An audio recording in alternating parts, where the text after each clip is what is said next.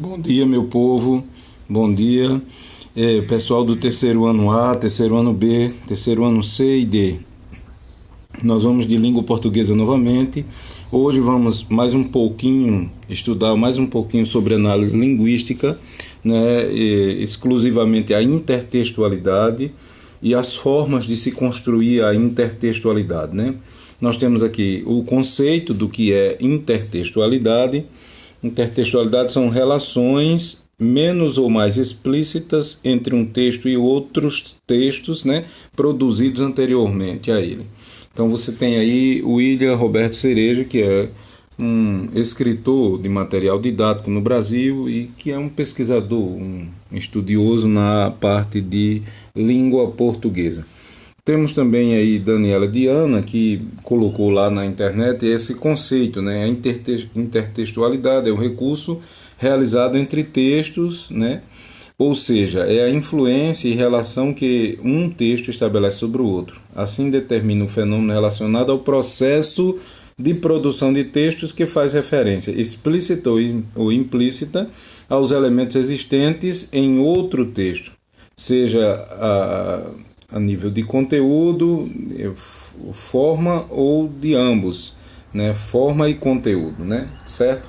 Aí você tem ainda que, a grosso modo, a intertextualidade é o diálogo entre textos de forma que essa relação pode ser estabelecida entre as produções textuais que apresentam diversas linguagens. Linguagem visual, a linguagem aditiva, a escrita, sendo expressa nas artes, na literatura, na pintura, na escultura, música, dança, cinema, né, propagandas publicitárias, programas televisivos e provérbios, charges, entre outros. Então, a intertextualidade é um recurso usado e um fenômeno que ocorre na linguagem em todas as áreas das artes, né? Nas visuais, nas plásticas, na auditiva e assim por diante, no cinema, na dança, na música, na escultura. A palavra intertextualidade é formada pelo sufixo inter, que faz referência à noção de relação, né, entre, e esse relacionamento ocorre entre um texto e outro, como se eles conversassem e sofressem influências um do outro. A intertextualidade está presente entre música, propagandas publicitárias, artes plásticas, dança e outras expressões que podem enriquecer o tema tratado. Intertextualidade implícita e explícita. A intertextualidade pode se apresentar de forma direta, que é chamada de explícita, ou de forma indireta, que é chamada de forma implícita. Na implícita não há relação direta com o texto, fonte, nem outras coisas que eu identifique. Na explícita há relação direta com o texto e elementos com o texto fonte. Então você tem aí essa diferenciação.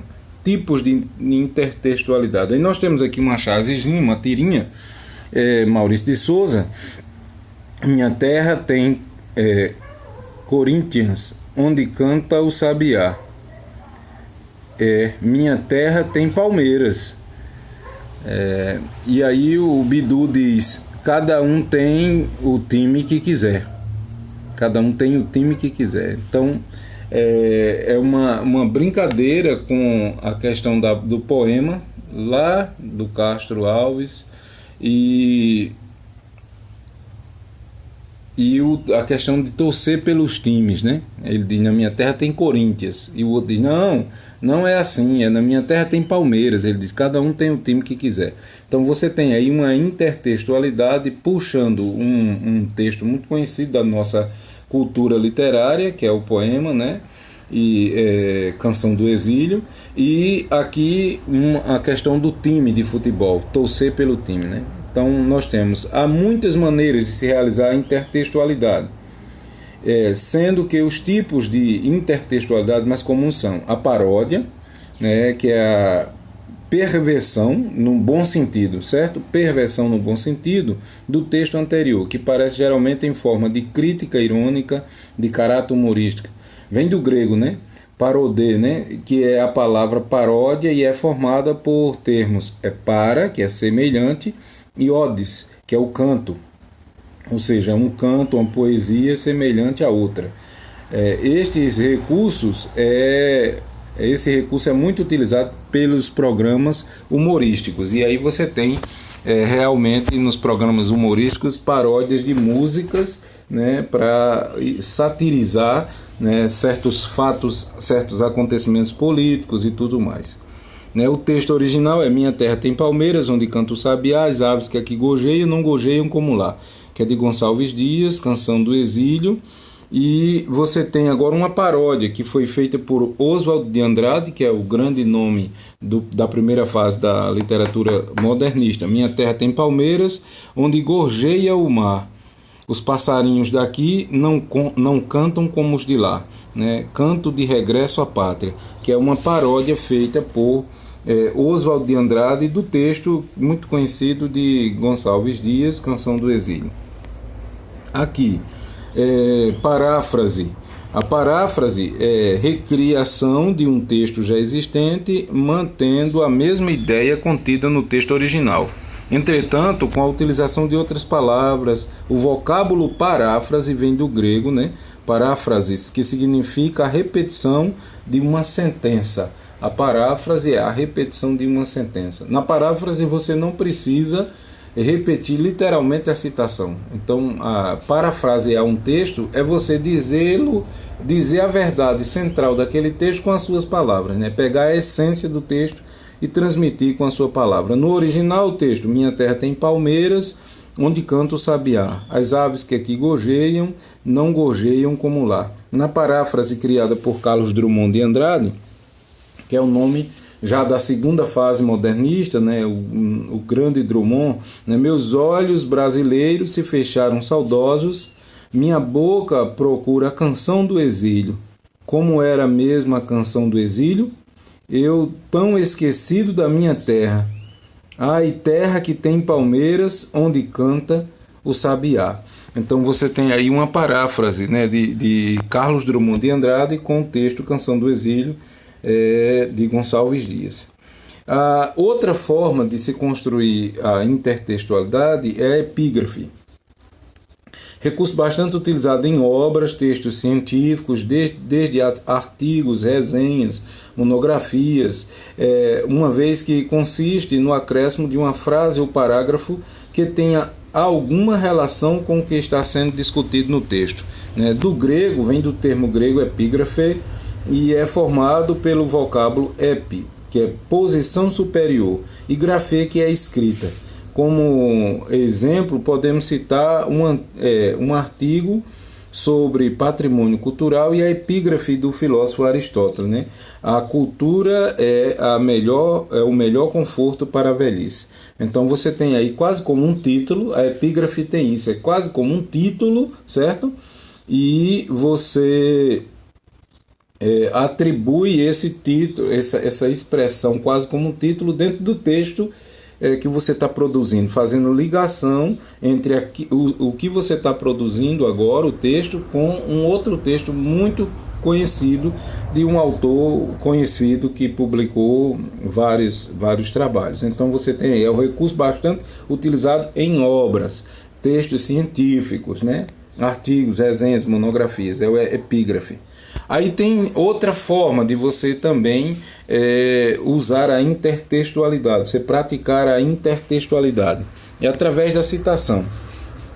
É o acréscimo de parte de outras obras na produção textual, de forma que dialoga com ele. Geralmente vem expressa entre aspas e itálico, né? Já que se trata da enunciação de outro autor. Esse recurso é importante para haja vista que sua apresentação sem relacionar a fonte utilizada é considerado um plágio, que é um crime, né?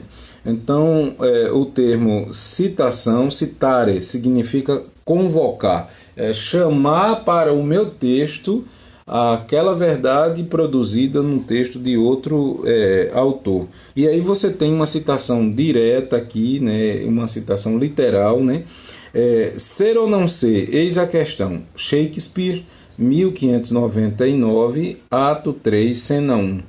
era a expressão perfeita. Então você tem aí uma citação dentro de uma outra obra que citou Shakespeare, né? E aí aqui vem de acordo com a norma culta, né? A BNT, Norma Brasileira de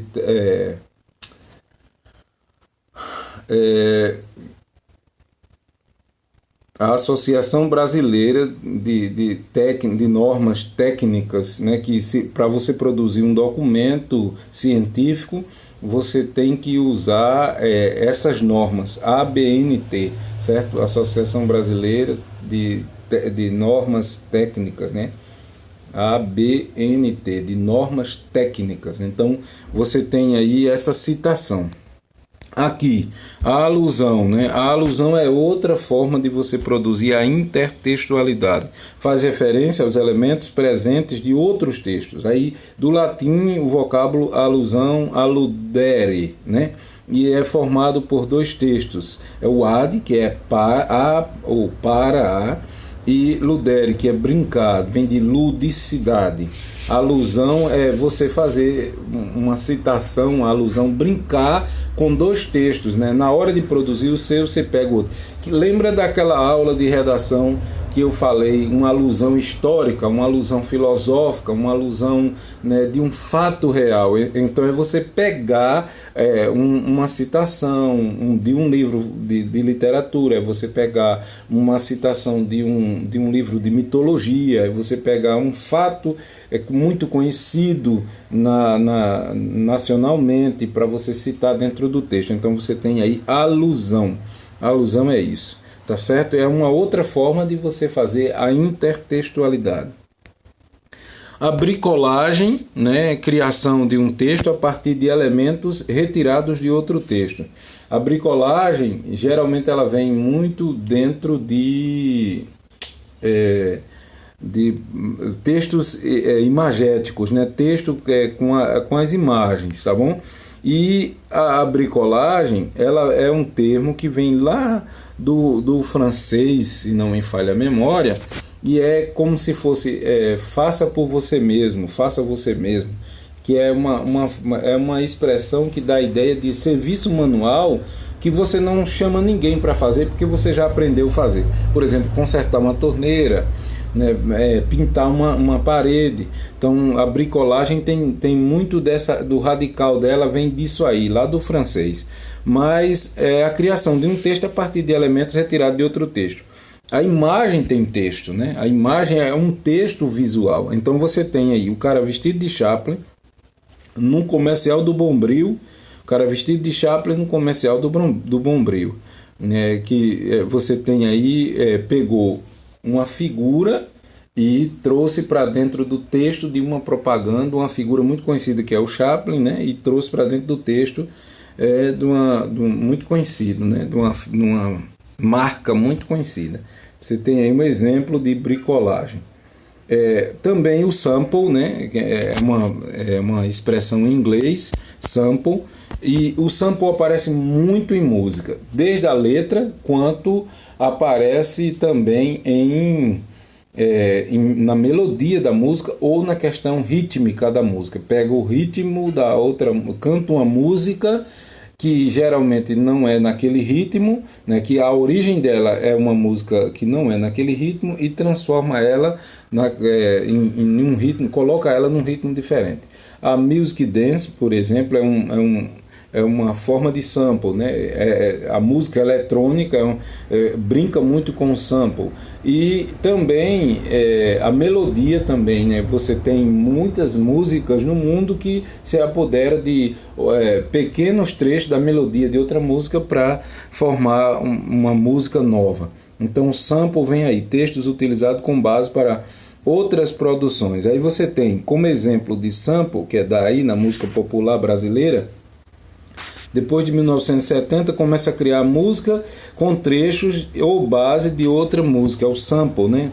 Muito comum no hip hop, este recurso aparece em todos os gêneros, como por exemplo numa música de Racionais chamado Homem na Estrada, com o ritmo, né, a melodia, o ritmo, aliás, da música Ela Partiu, que é uma música de Tim Maia.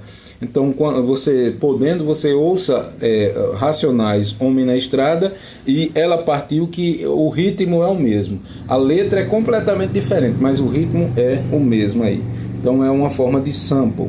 E nós temos ainda o pastiche, né, que pastiche também é francês, né, é uma expressão em francês, vários tipos de manifestações em uma mesma obra, né, o pastiche. Aí dá o exemplo dela, do pastiche. Nesse texto abaixo, Machado de Assis, em seu conto O Cônego, ou A Metafísica do Estilo, faz um pastiche bíblico.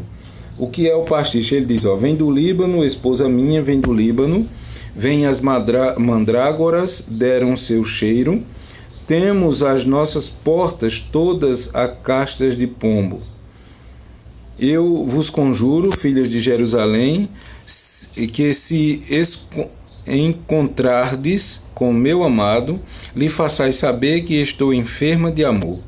Então, Machado de Assis pega dentro do seu texto trechos, né, de textos bíblicos e faz aquela mistura toda. Esse é o pastiche, né? Então você tem dentro do pastiche esse exemplo aí. Vários tipos de manifestação de uma mesma obra e dentro de uma mesma obra. Tá certo? Eu reservei aqui algumas imagens para a gente ver essa questão da intertextualidade dentro de imagens, né? Você tem aí os Beatles, né? É a capa muito conhecida de um dos LPs dos Beatles, né?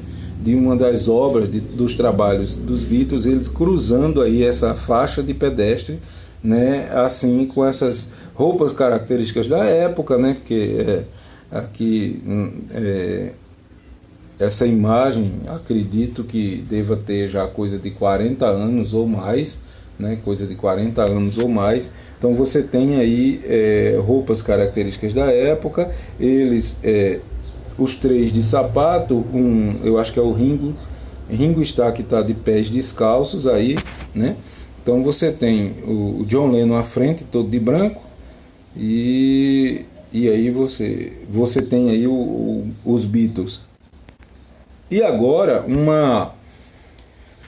uma intertextualidade, uma brincadeira feita com os Simpsons, né? Aqui Homer, Meg e os filhos imitando. Se você voltar um pouco, você vê que a imitação é bem parecida mesmo. O primeiro de branco, o segundo de preto, o terceiro em um tom de azul marinho, que aqui está preto, e o outro jeans sobre jeans, né? Então todo de jeans. E aqui a filha, né, de Homer com essa roupa muito parecida. E agora Maurício de Souza brinca com essa mesma coisa. Coloca a Mônica toda de branca, pendurada com um coelhinho, né? Aí vem aí, atrás a Magali comendo a melancia, depois vem o Cebolinha e o Cascão. Então você tem aí a brincadeira de Maurício de Souza, né, a intertextualidade com a capa lá dos Beatles. E a homenagem feita a ele no Fusquinha.